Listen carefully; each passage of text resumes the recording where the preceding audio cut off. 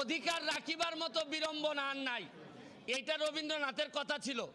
এইবার এই পরিস্থিতিতে প্রমাণিত হয়েছে যে অধিকার 18 সালে মাননীয় প্রধানমন্ত্রী ছেড়ে দিয়েছিলেন, যেটা গেজেট করে বাতিল করা হয়েছিল, আপনারা এই অধিকার কেউ কেউ ফিরাই আনতে গিয়া আজকে এত বড় একটা দুর্ঘটনার পতিত হইল।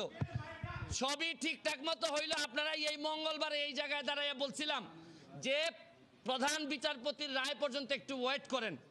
অনেকেই ওয়েট করেন নাই, অনেক আবেগ ছিল, যার কারণে আজকের এই ধ্বংসলীলা। আমি আরও জিনিস বলতে চাই, এই মঙ্গলবারের পরে বৃহস্পতিবারেও প্রশাসন চাইলে, প্রধান বিচারপতি বা আমাদের সুপ্রিম কোর্ট চাইলে বৃহস্পতিবারও একটা সমাধান দিতে পারতেন বলে আমি মনে করি। এই যে শুক্র শনি গেল, এর মধ্যে ঢুকে গেল হচ্ছে গিয়ে জঙ্গিরা। এই ছাত্ররা তো আর আন্দোলনে ছিল না আর শুক্র শনিবারে কখনোই, জঙ্গিরা ঢুকে গেল।